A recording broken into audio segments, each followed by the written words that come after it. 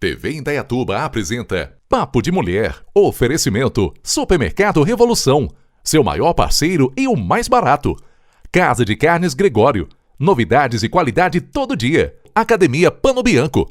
Olá, é com muita alegria que nós iniciamos mais um Papo de Mulher. E no programa dessa semana, além das dicas de nossas profissionais feitas para você, temos um bate-papo falando sobre uma ONG Seja Luz, de Rafaela Machado. Acompanhe comigo a partir de agora.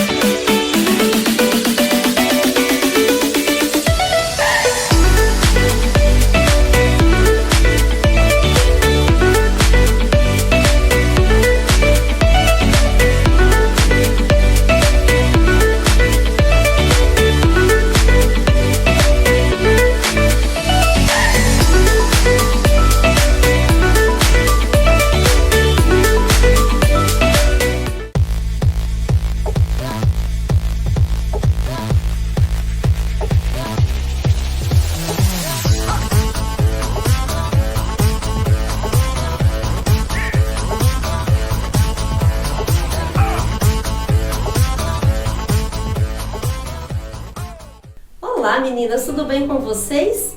Eu sou a Rodutra e hoje eu trago para vocês mais uma dica de maquiagem aqui no Papo de Mulher. E a dica de hoje, eu vou ensinar como fazer um olho clássico, bem romântico aí, que você pode usar em qualquer ocasião, ok? Eu tô aqui com a minha modelo, que é a Carol, tá? Vocês já devem conhecer. Vamos lá, Carol! E para começar, tudo que a gente precisa é uma esponjinha, tá? Uma esponjinha e um corretivo, ok? Vamos começar passando o corretivo no olho dela. Para que serve o corretivo? Para maior fixação da sombra, ok? Vamos esparramar todo esse corretivo na pálpebra dela. A gente esparrama tudo. Vou com cuidado porque ela tá com alongamento de cílios, então a gente toma um cuidado para não manchar o alongamento dela. Segundo passo, eu escolhi uma paletinha aqui, e o que tá usando bastante é o cantinho do olho branquinho, e a gente vai com um pincelzinho para depositar a sombra branca. Lembrando vocês que podemos colocar qualquer tipo de tonalidade aqui no cantinho interno do olho. Tá usando bastante o cantinho interno aqui branquinho, no momento é o que tá usando bastante, então vamos depositando aqui a sombra branquinho. Vamos depositando e já dando uma leve esfumada. Depois eu escolhi um rosinha, como a Carol é bem branquinha, vai ficar bem delicadinho. Vamos com rosinha aqui e vamos depositando no cantinho do olho dela. Vamos depositando essa sombra. Um pincelzinho mais magrinho. E em seguida, nós vamos esfumando com um pincelzinho um pouquinho mais gordinho, tá bom? Então vamos esfumando esse rosinha. É um olho super fácil de fazer, gente, e vocês vão perceber o quanto ele fica bonito e delicado, ok? Vamos esfumando. O segredo é esfumar bem, não ter preguiça de esfumar. Esfumando e vamos fazer a junção da sombra rosinha, juntando aqui com o cantinho do branco, tá? Lembrando que a gente não vai levar esse rosa até o cantinho aqui, o cantinho permanece branco. Mas vamos juntar ele, fazer a junção aqui do rosinha com o branco, tá? Para não ficar aquele espaço branco entre o rosa e o branco, não ficar aquele espaço de pele, tá bom? Então nós vamos juntando e esfumando. Não tem preguiça de esfumar, ok? Esfumando bem, cantinho.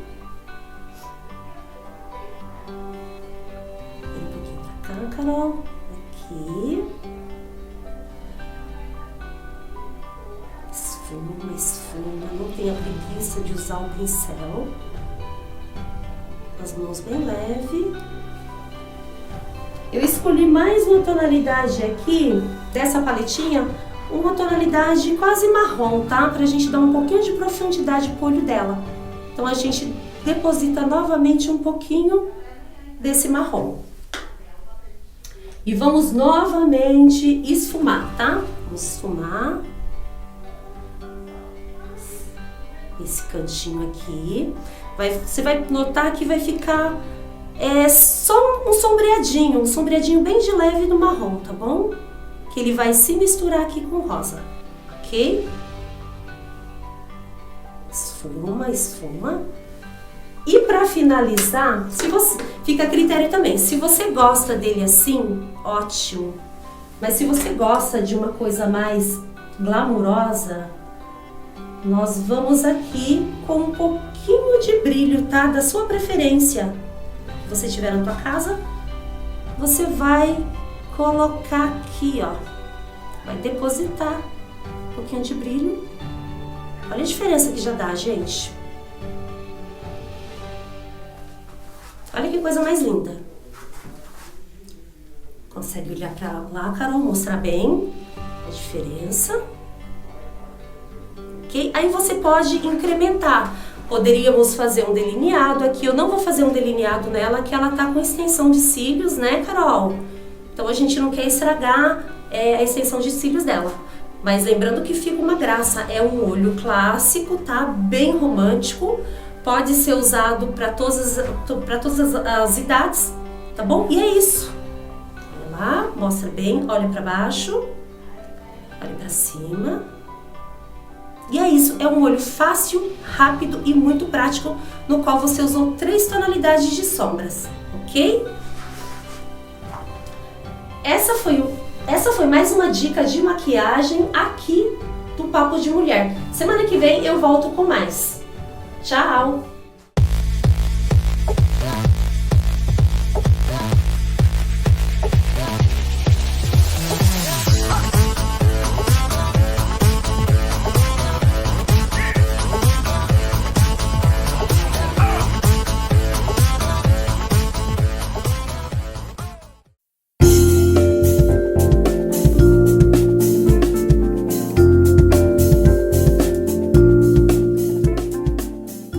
Olá, sou a Glauci Rocha, psicóloga clínica, coach, mestre em análise do comportamento, e hoje eu quero dar uma dica para vocês que cobram algo que não necessariamente é inclusive o que é importante para você. Quer ver uma ideia? Quantas vezes alguém já perguntou ou já falou na sua vida que você deveria fazer X ou Y? Por exemplo, você deve casar, namorar, separar, ter tal cargo, ganhar isso, ganhar aquilo, mudar, não mudar, fazer isso, fazer aquilo. Quantas vezes é importante a gente olhar para essas definições e realmente ver se é isso que a gente acredita? Porque às vezes tem algo social que fala, que dita uma regra que você não concorda, ou que você não alcançou ainda, e tá tudo bem. Não é uma corrida. A gente não precisa estar o tempo inteiro correspondendo a regras sociais que alguém um dia falou que seria importante. Então, pense nisso. Pense se muitas vezes o seu sofrimento não vem de acordo com isso, com essas exigências que às vezes nem faz sentido para você. E que se fizer sentido para você, você vai atrás, faz um plano de ação e trabalhe para que aconteça o que faz sentido para você. Tudo bem? Então essa é a dica da semana. Eu sou a Glauci Rocha, aqui do Papo de Mulher.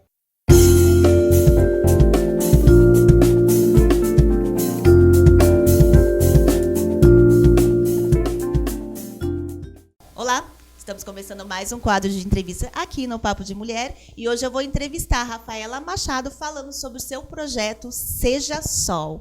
Rafa, obrigada por ter vindo, obrigada por ter aceitado o nosso convite. Muito obrigada a vocês por terem me permitido participar, viu? E eu quero entender mais desse projeto. Onde foi que nasceu o projeto Seja Sol?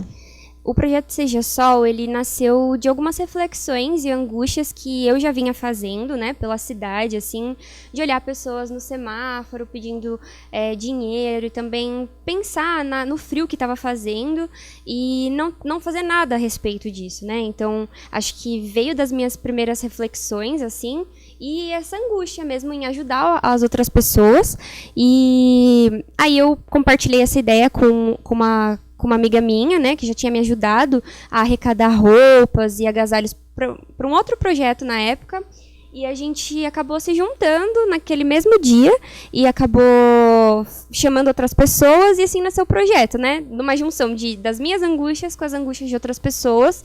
E assim o projeto começou. E esse projeto é 100% para ajudar pessoas em situação de rua? Sim, muitas vezes a gente acaba encontrando pessoas em vulnerabilidade, né, social, com relação à família e tudo mais, mas o nosso foco mesmo são pessoas em situação de rua.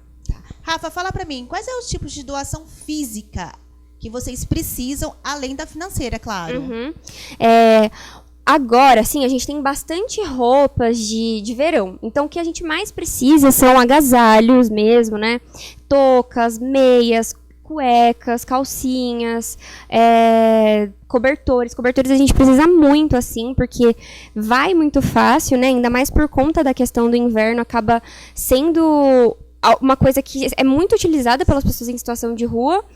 A gente também faz kits de higiene, como escova de dente, sabonete, pasta de dente, absorvente, porque existem algumas mulheres também em situação de rua, então a gente faz isso. E calçados, né, que eles acabam pedindo. A maioria é acima do número 38. Então, quem puder doar, que foque mesmo nessa doação do número 38 para cima, assim. Isso independente para homem e para mulher, né? Exato, exato. Tá. Vocês também fazem a entrega de alimentos na noite? Exato, isso mesmo. Então, vocês também aceitam a doação de alimentos, de legumes, principalmente? Sim, com certeza. A gente tem uma companheira de trabalho, que ela é nutricionista, né? Tá se formando, na verdade.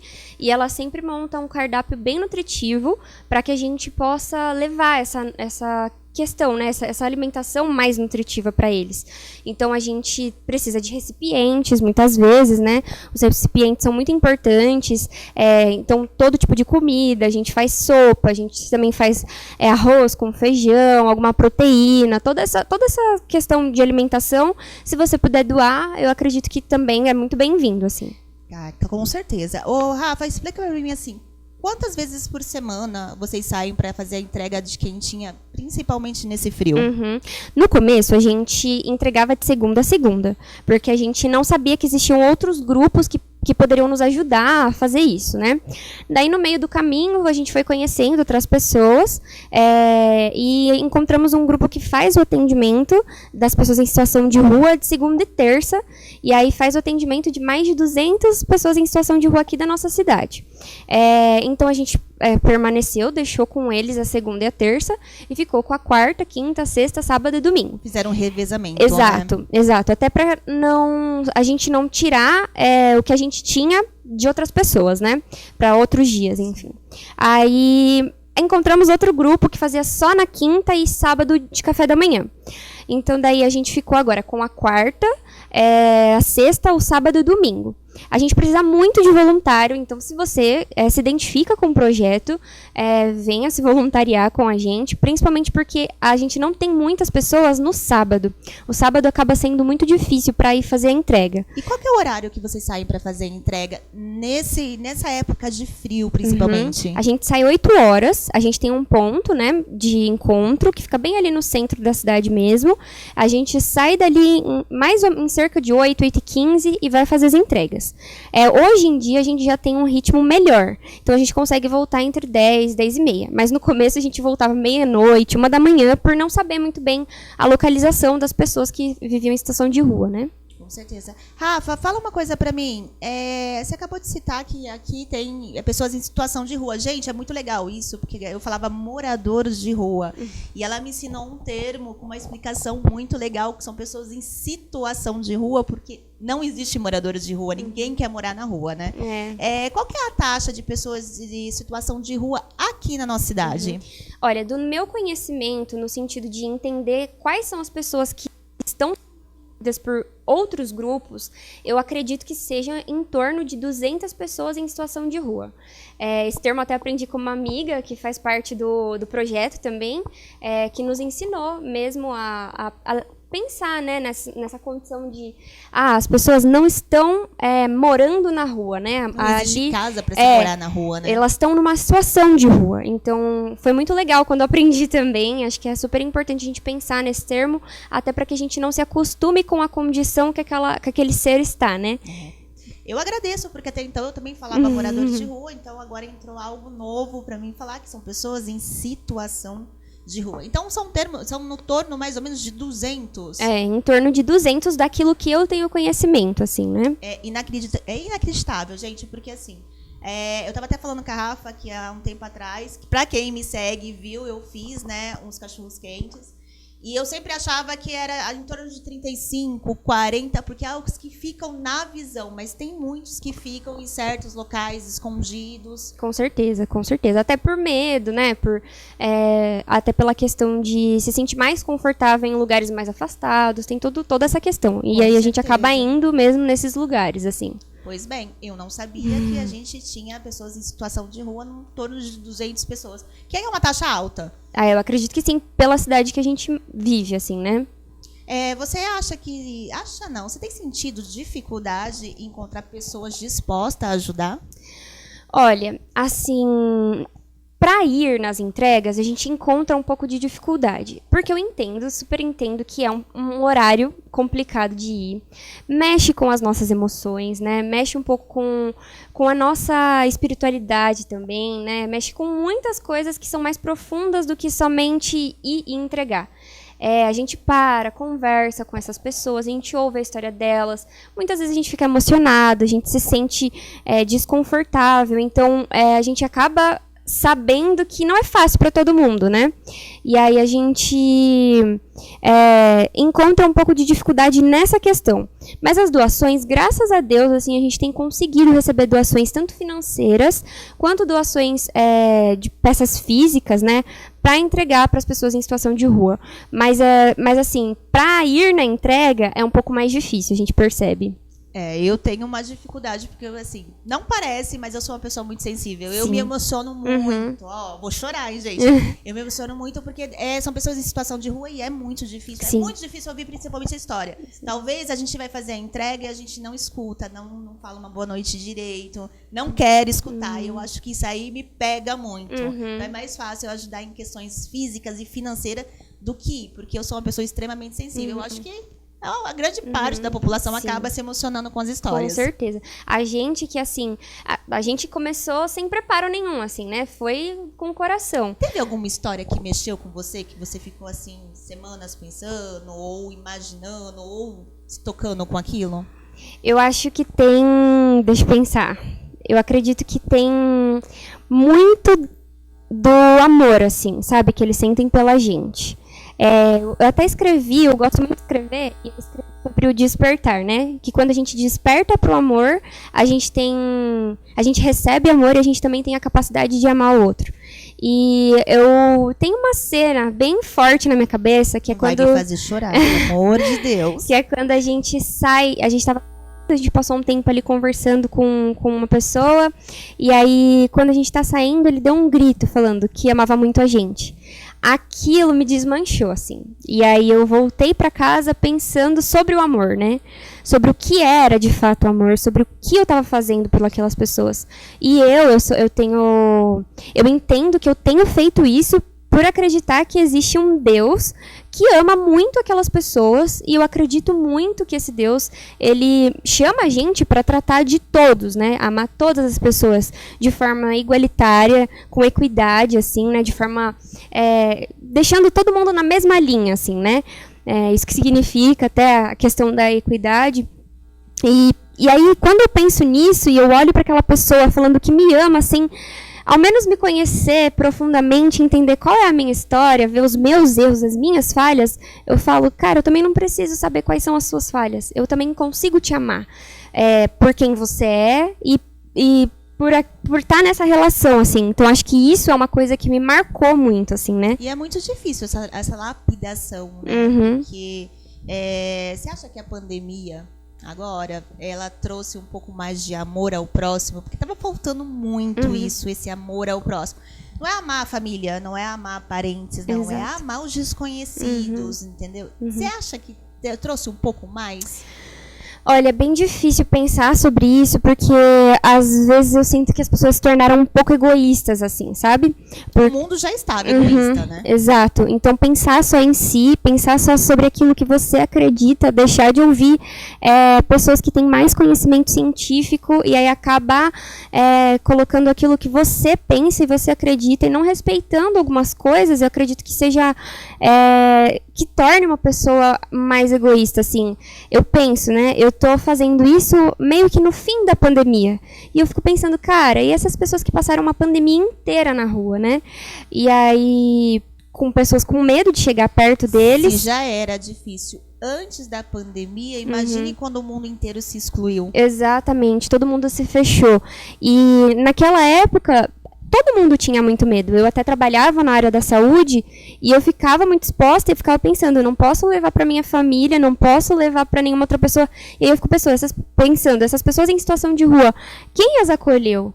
Quem esteve ali com elas, sabe? Tanto que muitas delas nem acreditam muito, assim, na vida, assim, no sabe? Amor, né? Exato, porque elas estão aí. Se pegar, pegou. Se não pegar, não pegou. Se morrer, morreu, sabe? E a gente tenta trazer bastante essa sensação de que elas são, sim, pessoas. Elas são pessoas que merecem viver, que merecem sair dessa situação. E é isso que a gente tem tentado agora. Entrar em contato com pessoas que possam nos ajudar a tirar essas pessoas em situação de rua que querem sair, né, dessa situação. Claro. Rafa, me fala uma coisa, que além das doações, vocês dão uma atenção. Que é o que a gente está falando agora, a atenção, não é somente fazer a entrega, dar boa noite e sair, né? Me fala sobre um pouco da sensação de ouvi-las. Esse projeto seu também inclui isso? Sim, com certeza.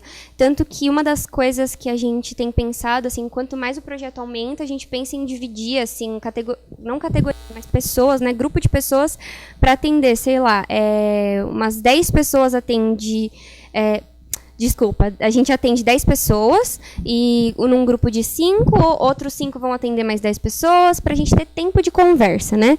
A gente não quer, por exemplo, atender, sei lá, 200, 300 pessoas sem poder parar, ouvir, conversar, porque muitas vezes elas nem estão com fome, por conta da dependência química, por conta daquilo que elas estão vivendo. Às vezes elas só querem estar ali, conversar com a gente, dar risada, contar história. Hoje a gente tem visto que alguns que a gente tem ido mais constantemente têm aberto o coração, né? Então conseguem chorar com a gente, abrir, falar sobre a família, que muitos deles não conseguem falar sobre a família. E aí a gente tem visto esse processo de falar sobre a família, falar sobre aquilo que está sentindo, agradecer, sabe? Então a gente tem dado muita atenção e esse é o nosso principal objetivo, sabe? Mostrar que aquela pessoa merece atenção porque ela é um ser humano, então ela tem direito de ter atenção, tem direito de ter cuidado, tem direito de ter amor, assim. Então, esse é o projeto Seja Sol. Isso, esse é o projeto Seja Sol. Gente, eu conversei aqui com a Rafa, essa paixão de pessoa. Então, cultive mais o amor ao próximo. Rafa, obrigada por ter vindo. Quer deixar o seu contato? Sim, claro. Redes sociais para quem quer ajudar? Sim. O nosso contato principal, né, que é a nossa rede social, fica no Instagram, é @_sejasol. A gente também tem e-mail, que é sejasolvoluntários@gmail.com. E se você quiser doar financeiramente, tem o nosso Pix, que é 453-545-41832. Mas daí, se você esquecer, você pode entrar em contato com a gente, que a gente passa para vocês, tá bom? Com certeza, gente. Obrigada, Rafa. Obrigada por esse amor, né? Porque eu acho que falta muito isso nas pessoas. A gente tem... durante a pandemia, eu fiquei um pouco mais sensível. E não é só sensibilidade por parte de família, de medo, não. A gente fica sensível com outras partes, né? Que é a parte de fora da casa que a gente precisa ter esse amor. Muito obrigada por ter vindo. Muito obrigada a vocês por terem me recebido.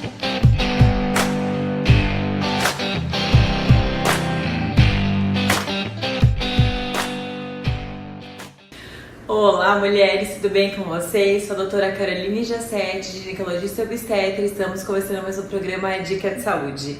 No programa de hoje nós vamos falar sobre Bartholinite. Será que todo mundo sabe o que é? Então aqui, antes de qualquer coisa, meu papo é com todas vocês mulheres em vida sexual ativa. Vamos falar primeiro o que é o Bartholin, a glândula de Bartholin. Então, Bartholin é uma glândula que se encontra na região vaginal, lá na parte interna da vagina e na parte de baixo.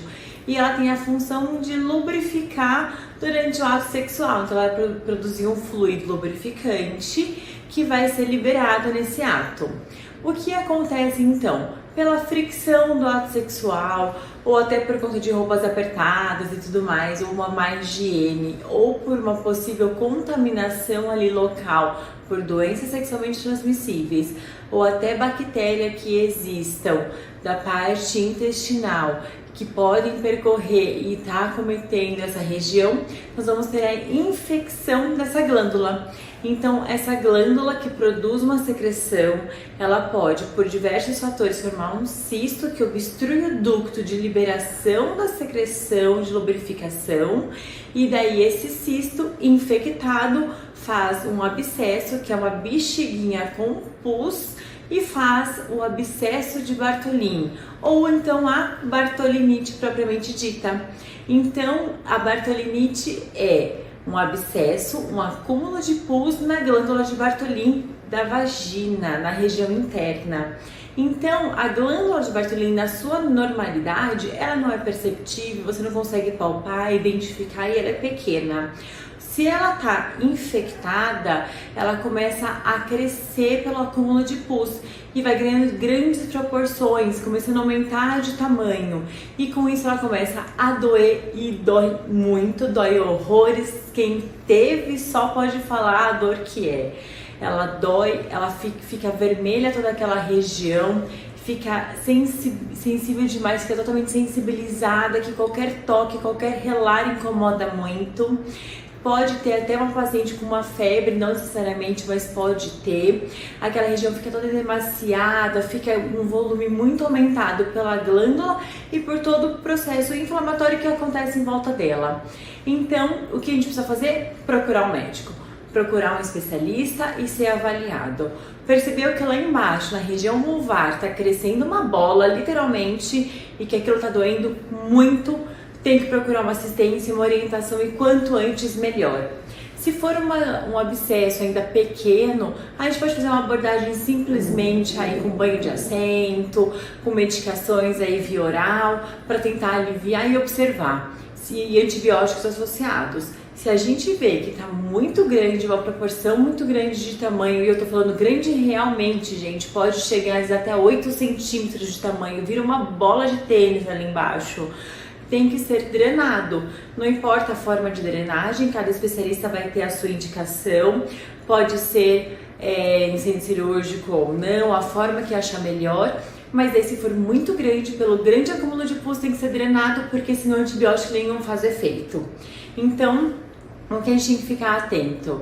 Percebeu que tem alguma alteração lá embaixo, sugestiva de uma bartholinite, procurar uma assistência médica, procurar uma orientação, não ficar demorando para ter essa ajuda, porque ela vai crescendo, vai piorando gradativamente, não vai ter uma melhora, a não ser que tenha a intervenção adequada naquele momento, seja tratamento clínico conservador ou até uma incisão ali, uma drenagem. Tá? Lembrar que qualquer paciente está sujeita a ter isso, mas igual eu falei no comecinho, uma má higiene, relação sexual desprotegida sem uso de camisinha, com risco de ter uma doença sexualmente transmissível pelas patologias que estão dentro desse contexto, podem favorecer a bartholinite acontecer. Então o tratamento também vai ser usar camisinha, não ter múltiplos parceiros, né, evitar se cuidar e uma higiene íntima adequada, além de toda a orientação médica que vai ser feito.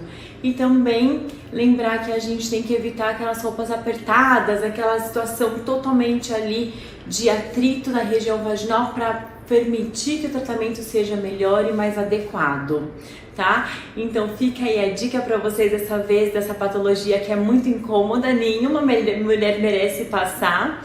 E se passou, fica calma, tranquila, tome os cuidados. Claro que seu risco de ter novamente é maior, porque quem teve uma vez tem maior chance de ter novamente, porque tem a recidiva, mas não é um bicho de 7 cabeças, pode ser só ocasional, que seja uma vez na vida só de quem já passou, e quem não passou fique livre dela, tá bom? Um beijo pra vocês e até a próxima!